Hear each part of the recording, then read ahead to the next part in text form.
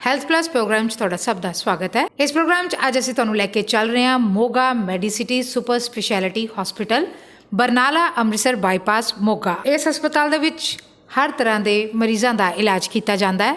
ਬਹੁਤ ਸੁਵਿਧਾਵਾਂ ਨਾਲ ਲੈਸ ਇਹ ਹਸਪਤਾਲ ਮਰੀਜ਼ਾਂ ਲਈ ਇੱਕ ਵਰਦਾਨ ਸਾਬਿਤ ਹੋ ਰਿਹਾ ਹੈ।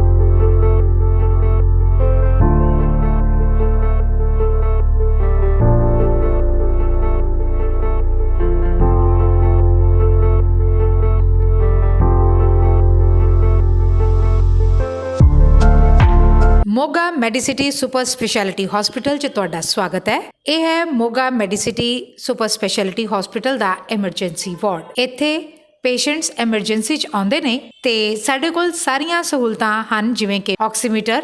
ਇੱਥੇ ਪੇਸ਼ੈਂਟ ਨੂੰ ਬੜੀ ਈਜ਼ੀਲੀ ਟ੍ਰੀਟ ਕੀਤਾ ਜਾਂਦਾ ਹੈ।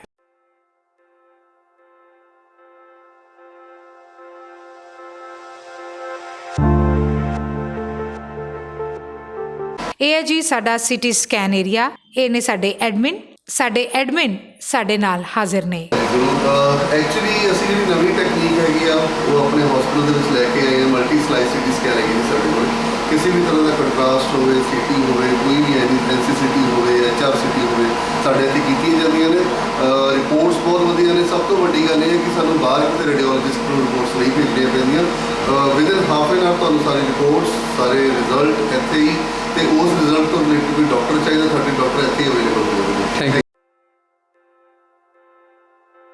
ਇਹ ਹੈ ਜੀ ਸਾਡਾ OT ਵੇਟਿੰਗ ਏਰੀਆ, ਜਿੱਥੇ ਲੋਕ ਕੁਝ ਸਮੇਂ ਲਈ ਬੈਠਦੇ ਨੇ ਤੇ ਵੇਟ ਕਰਦੇ ਨੇ ਤੇ ਫਿਰ ਬਾਅਦ ਦੇ ਵਿੱਚ ਡਾਕਟਰ ਸਾਹਿਬ ਨਾਲ ਕੰਸਲਟ ਕਰਦੇ ਨੇ। ਵਾਰੀ ਸਿਰ ਇਹਨਾਂ ਦੀ ਟਰਨ ਆਉਂਦੀ ਹੈ। ਜ਼ਿੰਮੇਵਾਰੀ ਨਾਲ ਸਟਾਫ ਉਹਨਾਂ ਨੂੰ ਫਿਰ ਅੰਦਰ ਲੈ ਕੇ ਜਾਂਦਾ ਹੈ।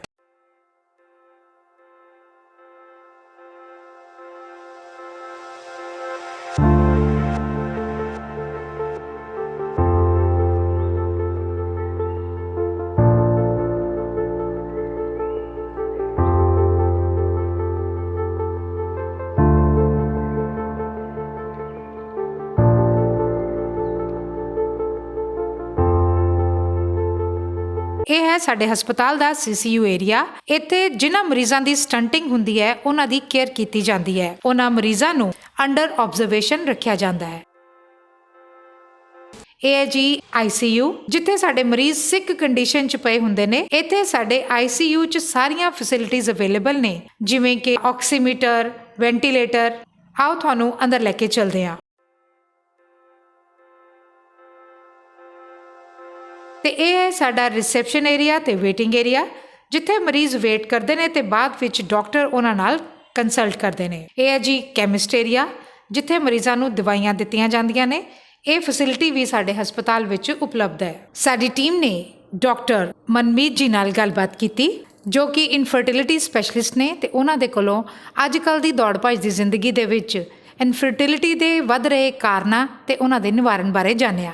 ਦਰਸ਼ਕੋ, ਹੈਲਥ ਪਲੱਸ ਪ੍ਰੋਗਰਾਮ ਤੁਹਾਡਾ ਸਵਾਗਤ ਹੈ। ਅੱਜ ਅਸੀਂ ਆਏ ਹਾਂ ਮੋਗਾ ਮੈਡੀਸਿਟੀ ਹਸਪੀਟਲ, ਜਿਹੜਾ ਪਿਛਲੇ ਲੰਬੇ ਸਮੇਂ ਤੋਂ ਆਪਣੀ ਸੇਵਾਵਾਂ ਦੇ ਰਿਹਾ, ਔਰ ਗੱਲ ਕਰਨ ਜਾ ਰਹੇ ਹਾਂ ਡਾਕਟਰ ਮਨਮੀਤ ਜੀ ਦੇ ਨਾਲ, ਜਿਹੜੇ ਐਜ਼ ਏ ਲੈਪਰੋਸਕੋਪਿਕ ਸਰਜਨ ਔਰ ਗੈਨਕੋਲੋਜਿਸਟ ਇੱਥੇ ਸੇਵਾਵਾਂ ਦੇ ਰਹੇ ਨੇ। ਡਾਕਟਰ ਸਾਹਿਬ, ਤੁਹਾਡਾ ਸਵਾਗਤ ਹੈ। Sir, thank you.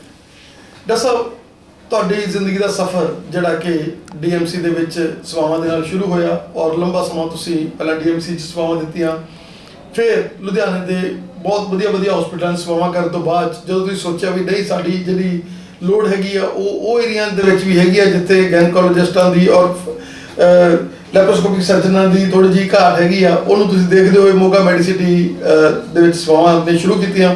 ਕੀ ਕਹਿਣਾ ਚਾਹੋਗੇ? ਬਿਲਕੁਲ ਸਹੀ ਜੀ। ਕਾਫੀ ਟਾਈਮ ਜਦੋਂ ਲੁਧਿਆਣੇ ਮੈਂ ਕੰਮ ਕਰਨ ਤੋਂ ਬਾਅਦ ਫਿਰ ਮੈਂ ਰਿਅਲਾਈਜ਼ ਕੀਤਾ ਕਿ ਪੈਰੀਫਰੀ ਤੇ ਜਿੱਦਾਂ ਕਿ ਲੁਧਿਆਣੇ ਤੋਂ ਬਹੁਤਾ ਦੂਰ ਨਹੀਂ ਹੈ ਮੋਗਾ, ਫਿਰ ਵੀ ਹੈਲਥ ਕੇਅਰ ਇੰਨੀ ਜ਼ਿਆਦਾ ਨਹੀਂ ਪੇਸ਼ੈਂਟਸ ਨੂੰ ਮਿਲ ਪਾ ਰਹੀ। ਪੇਸ਼ੈਂਟਸ ਨੂੰ ਅਜੇ ਵੀ ਲੱਗਦਾ ਹੈ ਕਿ ਓਪਨ ਸਰਜਰੀਜ਼ ਬਹੁਤ ਬੈਟਰ ਹੁੰਦੀਆਂ ਹੈ ਲੈਪਰੋਸਕੋਪੀ ਸਰਜਰੀਜ਼ ਨਾਲੋਂ, ਜੋ ਕਿ ਮੈਂ ਤੁਹਾਨੂੰ ਇਸ ਚੈਨਲ ਦੇ ਥਰੂ ਤੁਹਾਨੂੰ ਇਹ ਅਵੇਅਰ ਕਰਨਾ ਚਾਹੁੰਦੇ ਹਾਂ ਕਿ ਜੋ ਮਨ ਵਿੱਚ ਧਾਰਨਾਵਾਂ ਬਣਾਈਆਂ ਗਈਆਂ ਹੈ ਕਿ ਜੋ ਓਪਨ ਸਰਜਰੀਜ਼ ਹੈ ਜਿਹਨੂੰ ਆਪਾਂ ਹੱਥ ਵਾਲਾ ਆਪਰੇਸ਼ਨ ਪੇਸ਼ੈਂਟਸ ਕਹਿੰਦੇ ਨੇ ਕਿ ਉਹ ਬੈਟਰ ਹੈ, ਇਹ ਬਿਲਕੁਲ ਹੀ ਗਲਤ ਧਾਰਨਾ ਹੈ ਜੀ। ਦੂਰਬੀਨ ਵਿੱਚ ਸਰਜਰੀ ਵੀ ਪੇਸ਼ੈਂਟ ਦਾ ਜੋ ਚੀਜ਼ਾਂ ਰਿਮੂਵ ਕਰਨੀਆਂ ਹੁੰਦੀਆਂ ਜਿਵੇਂ ਕਿ ਆਪਾਂ ਬੱਚੇਦਾਨੀ ਕੱਢਣੀ ਹੈ ਜਾਂ ਕੋਈ ਵੀ ਰਸੌਲੀ ਕੱਢਣੀ ਹੈ, ਬਿਲਕੁਲ ਪੂਰੀ ਸੈਟਿਸਫੈਕਟਰੀ ਅਸੀਂ ਉਹਨੂੰ ਕੱਢਦੇ ਹਾਂ। ਕਿਉਂਕਿ ਪੈਰੀਫਰੀ ਵਿੱਚ ਜਿੱਦਾਂ ਕਿ ਆਪਣਾ ਮੋਗਾ ਸ਼ਹਿਰ ਹੋ ਗਿਆ ਜਾਂ ਨੇੜੇ ਦੇ ਕੁਝ ਸ਼ਹਿਰ ਹੋ ਗਏ, ਕਿਉਂਕਿ ਫੈਸਿਲਿਟੀਜ਼ ਇੰਨੀਆਂ ਜ਼ਿਆਦਾ ਨਹੀਂ ਹੈਗੀਆਂ, ਸੋ ਲੋਕਾਂ ਦੇ ਮਨ ਵਿੱਚ ਆਟੋਮੈਟਿਕਲੀ ਇਹ ਧਾਰਨਾ ਬਣ ਜਾਂਦੀ ਹੈ ਕਿ ਨਹੀਂ ਜੀ ਉਹ ਸ਼ਾਇਦ ਸਹੀ ਨਹੀਂ ਹੋਣਾ, ਬਟ ਐਸਾ ਬਿਲਕੁਲ ਨਹੀਂ ਹੈ। ਅਸੀਂ ਬਹੁਤ ਇੰਡੀਆ ਵਿੱਚ ਤਾਂ ਲਗਭਗ 15 ਤੋਂ 20 ਸਾਲ ਤੋਂ ਲੈਪਰੋਸਕੋਪੀ ਹੋ ਰਹੀ ਆ ਤੇ ਵਿਦੇਸ਼ਾਂ ਵਿੱਚ ਤਾਂ ਉਸ ਤੋਂ ਵੀ ਪਹਿਲਾਂ ਤੋਂ ਹੋ ਰਹੀ ਆ ਔਰ ਬਹੁਤ ਹੀ ਚੰਗੇ ਰਿਜ਼ਲਟਸ ਨਾਲ ਹੋ ਰਹੀ ਆ। ਸੋ ਅਸੀਂ ਮੋਗਾ ਮੈਡੀਸਿਟੀ ਵਿੱਚ ਜਿੱਥੇ ਕਿ ਸਾਰੇ ਹੀ ਸੁਪਰ ਸਪੈਸ਼ਲਿਸਟ ਨੇ, ਅਸੀਂ ਮਿਲ ਕੇ ਇੱਕ ਐਜ਼ ਅ ਟੀਮ ਕੰਮ ਕਰ ਰਹੇ ਹਾਂ ਜਿਸ ਵਿੱਚ ਗਾਇਨੀ ਦੇ ਸਾਰੇ ਐਡਵਾਂਸ ਸਰਜਰੀਜ਼ ਹੁੰਦੀਆਂ, ਸਾਰੇ ਯੂਟਰਸ ਦੇ ਨਾਲ ਯੂਰੀਨਰੀ ਬਲੈਡਰ ਜਿਹਨੂੰ ਕਿ ਯੂਰੋਲੋਜੀ ਕਹਿੰਦੇ ਆ ਉਹਦੀ ਸਾਰੀ ਫੈਸਿਲਿਟੀਜ਼ ਹੈਗੀਆਂ ਜੀ, ਜਨਰਲ ਸਰਜਰੀ ਦੀਆਂ। ਸੋ ਇੱਕ ਰੂਫ ਦੇ ਅੰਡਰ ਤੁਹਾਨੂੰ ਸਾਰਾ ਕੁਝ ਪੂਰਾ ਇੱਕ ਕੰਪਲੀਟ ਜੋ ਕਿ ਇੱਕ DMC CMC ਲੈਵਲ ਦੇ ਹਸਪੀਟਲਸ ਲੁਧਿਆਣੇ 'ਚ ਹੈਗੇ ਆ, ਸੋ ਉਹ ਵਾਲਾ ਸਾਰਾ ਕੰਮ ਇਸ ਹਸਪੀਟਲ 'ਚ ਕੀਤਾ ਜਾ ਰਿਹਾ ਹੈਗਾ। ਪੇਸ਼ੈਂਟ ਨੂੰ ਕਈ ਇੰਪੋਰਟੈਂਟ ਚੀਜ਼ਾਂ ਹੁੰਦੀਆਂ ਜੋ ਉਹਨਾਂ ਨੂੰ ਪਤਾ ਹੀ ਨਹੀਂ ਹੁੰਦਾ। ਫॉर एग्जांपल ਕਿ ਕਦੋਂ ਹੀ ਜਿਹਨੂੰ ਅਸੀਂ ਕਹਿੰਦੇ ਅਨਸੇਫ ਪੀਰੀਅਡ, ਸੇਫ ਪੀਰੀਅਡ, ਕਦੋਂ ਇਨਫਰਟਾਈਲ ਲੇਬਲ ਹੁੰਦੇ ਆ। ਬਹੁਤ ਹੀ ਪੇਸ਼ੈਂਟ ਸਾਡੇ ਕੋਲ ਆਉਂਦੇ ਜੀ ਵਿਆਹ ਨੂੰ 2 ਮਹੀਨੇ ਹੋਏ, 3 ਮਹੀਨੇ ਹੋਏ, ਫੈਮਿਲੀ ਪ੍ਰੈਸ਼ਰ ਹੋ ਗਿਆ ਜੀ, ਸਾਨੂੰ ਨਈ ਪ੍ਰੈਗਨੈਂਸੀ ਹੋ ਰਹੀ। ਸੋ ਅਸੀਂ ਉਹਨਾਂ ਨੂੰ ਕਾਉਂਸਲ ਕਰਦੇ ਹਾਂ ਕਿ ਜਦੋਂ ਤੱਕ 1 ਸਾਲ ਤੁਸੀਂ ਹਸਬੈਂਡ ਵਾਈਫ ਇਕੱਠੇ ਨਹੀਂ ਰਹਿ ਰਹੇ ਉਦੋਂ ਤੱਕ ਤੁਸੀਂ ਇਨਫਰਟਾਈਲ ਨਹੀਂ ਲੇਬਲ ਹੋ ਸਕਦੇ। ਸੋ ਉਹਦੇ ਨਾਲ ਹੀ ਉਹਨਾਂ ਦਾ ਕੁਝ ਸਟ੍ਰੈਸ ਘਟ ਜਾਂਦਾ ਹੈ। ਅਸੀਂ ਆਪਣੇ ਟ੍ਰੀਟਮੈਂਟ ਦੇ ਨਾਲ ਪੇਸ਼ੈਂਟ ਨੂੰ ਲਾਈਫਸਟਾਈਲ ਮੋਡੀਫਿਕੇਸ਼ਨਸ ਦੱਸਦੇ ਹਾਂ ਜਿਹਦੇ ਨਾਲ ਉਹਨਾਂ ਦੇ ਆਲਰੇਡੀ ਜੋ ਹਾਰਮੋਨਲ ਇੰਬੈਲੈਂਸਸ ਹੁੰਦੇ ਆ ਅਸੀਂ ਉਹਤੇ ਫੋਕਸ ਕਰਦੇ ਹਾਂ ਰਾਦਰ ਦੈਨ ਡਾਇਰੈਕਟਲੀ ਅਸੀਂ ਟ੍ਰੀਟਮੈਂਟ ਤੇ ਜੰਪ ਕਰਨ ਨਾਲੋਂ ਉਹਦਾ ਕਾਜ਼ ਨੂੰ ਪਹਿਲਾਂ ਲੱਭੀਦਾ, ਉਹਨੂੰ ਠੀਕ ਕਰੀਦਾ ਸੋ ਦੈਟ ਕਿ ਜਿਨ੍ਹਾਂ ਪੇਸ਼ੈਂਟ ਨੂੰ ਐਕਚੁਅਲੀ IVF ਦੀ ਜ਼ਰੂਰਤ ਹੈ ਅਸੀਂ ਉਹਨਾਂ ਨੂੰ ਹੀ ਐਡਵਾਈਸ ਕਰੀਦਾ, ਅਸੀਂ ਹਰ ਕਿਸੇ ਪੇਸ਼ੈਂਟ ਨੂੰ IVF ਵੱਲ ਨਹੀਂ ਕਾਉਂਸਲ ਕਰੀਦਾ। ਜੈਸਾ ਅਗਰ ਆਪਾਂ ਗੱਲ ਕਰੀਏ ਸਿੰਪਲ ਮੈਥਡਸ ਦੀ ਜਿਹਦੇ ਨਾਲ ਕਿ ਪ੍ਰੈਗਨੈਂਸੀ ਦੀ ਜਿਹੜਾ ਹੈਗਾ PCODs ਹੋ ਗਏ ਜਾਂ ਸਿੰਪਲ ਥਾਇਰਾਇਡ ਦੇ ਕਾਰਨ ਕਈ ਵਾਰ ਇਹ ਚੀਜ਼ਾਂ ਰੋੜਾ ਬਣ ਜਾਂਦੀਆਂ ਹੈਗੀਆਂ, PCODs ਦਾ ਵੀ ਅਕਰਸ ਜਿਹੜਾ ਬਹੁਤ ਜ਼ਿਆਦਾ ਹੋ ਰਿਹਾ ਉਹਦੇ ਬਾਰੇ ਕੀ ਕਹਿਣਾ ਚਾਹੁੰਦੇ? देखो फिर मैं वही कहूँगी कि लाइफस्टाइल मॉडिफिकेशंस बहुत ही इंपॉर्टेंट है। आजकल बच्चे हाई ईस्ट्रोजन डाइट्स ले रहे हैं, बड़िया रिच डाइट्स हो रही हैं पेशेंट्स दियाँ। बच्चे साढ़े को पहला PCOS एक बड़ी ही रेयर चीज़ मनी जाती सी और इन्ने लोग नहीं आते सी। अजकल हर एक मैं अगर मेरी 10 पेशेंट जो मैं देख ले तो विचों 1 या 2 बच्चे आउणगे ही PCOS नाल। सो अगर असी अपनी लाइफस्टाइल मॉडिफिकेशन करांगे, जिंदगी में रेगुलर एक्सरसाइज लेके आवांगे, एक सिंपल डाइट वाल जावांगे ਤਾਂ PCOS ਦਾ ਰੇਟ ਡੈਫੀਨਿਟਲੀ ਘਟਾਇਆ ਜਾ ਸਕਦਾ ਹੈ। PCOS ਨਾਲ ਸਾਡੇ ਪੀਰੀਅਡਸ ਵਿੱਚ ਪ੍ਰੋਬਲਮ ਆਉਂਦੀ ਹੈ, ਫੇਸ ਤੇ ਜ਼ਿਆਦਾ ਹੈਅਰ ਆਉਂਦੇ ਨੇ, ਬਹੁਤ ਸਾਰੇ ਐਕਨੇ ਆਉਂਦੇ ਨੇ ਜੋ ਕਾਫੀ ਹੱਦ ਤੱਕ ਪੇਸ਼ੈਂਟ ਨੂੰ ਬੜਾ ਮੈਂਟਲੀ ਲੋ ਕਰ ਦਿੰਦੇ ਹੈ, ਲੈਕ ਆਫ ਕੌਨਫੀਡੈਂਸ ਕਰ ਦਿੰਦੇ ਹੈ।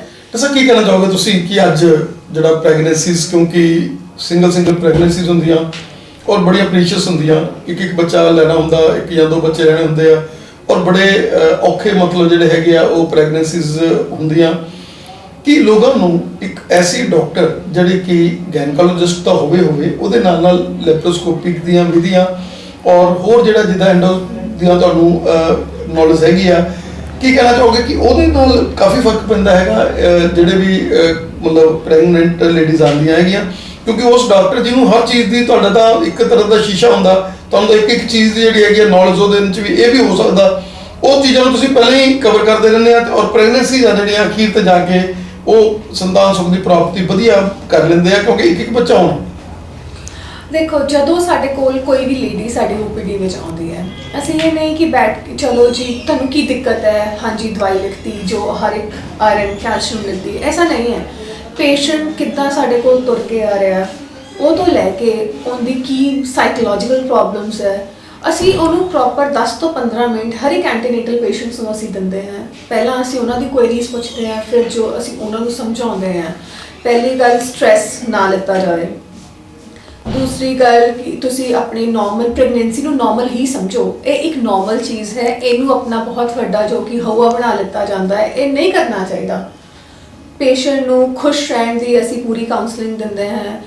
ਜੋ ਉਹਨੂੰ ਡਾਈਟ, ਜੋ ਸਭ ਤੋਂ ਇੰਪੋਰਟੈਂਟ ਹੈ ਕਿ ਪੇਸ਼ੈਂਟ ਨੇ ਕੀ ਖਾਣਾ ਹੈ ਔਰ ਕੀ ਨਹੀਂ ਖਾਣਾ, ਅਸੀਂ ਪੇਸ਼ੈਂਟ ਨੂੰ ਇਹੀ ਐਡਵਾਈਸ ਕਰਦੇ ਹਾਂ ਕਿ ਨਾਰਮਲ ਘਰ ਦਾ ਖਾਣਾ ਖਾਓ, ਉਸ ਵਿੱਚ ਸਾਰਾ ਕੁਝ ਕਵਰ ਹੋ ਜਾਂਦਾ ਹੈ। ਫਲ ਫਰੂਟ ਜ਼ਿਆਦਾ ਖਾਣੇ ਚਾਹੀਦੇ ਨੇ। ਹਰੀਆਂ ਸਬਜ਼ੀਆਂ ਤਾਂ ਪ੍ਰੈਗਨੈਂਟ ਪੇਸ਼ੈਂਟਸ ਲਈ ਦਵਾਈ ਦੇ ਤੌਰ ਤੇ ਮੰਨੀਆਂ ਜਾਂਦੀਆਂ। ਬਹੁਤ ਹੀ ਪੇਸ਼ੈਂਟਸ ਹੁੰਦੇ ਜਿਨ੍ਹਾਂ ਨੂੰ ਆਇਰਨ, ਕੈਲਸ਼ੀਅਮ, ਮਲਟੀਵਿਟਾਮਿਨ ਸੂਟ ਨਹੀਂ ਕਰ ਪਾਉਂਦੀਆਂ। ਸੋ ਸਾਡੇ ਇਹ ਵੱਧ ਤੋਂ ਵੱਧ ਕੋਸ਼ਿਸ਼ ਹੁੰਦੀ ਹੈ ਕਿ ਅਸੀਂ ਉਹਨਾਂ ਨੂੰ ਨਾਲ ਦੇ ਨਾਲ ਡਾਈਟਰੀ ਸਪਲੀਮੈਂਟਸ ਵੀ ਦੱਸੀਏ ਤਾਂ ਕਿ ਉਹ ਉਹਨਾਂ ਨੂੰ ਲੈ ਸਕਣ ਤੇ ਉਹਨਾਂ ਨੂੰ ਜ਼ਿਆਦਾ ਬਾਡੀ ਵਿੱਚ ਡੈਫੀਸ਼ੀਐਂਸੀਜ਼ ਨਾ ਹੋ ਪਾਉਣ।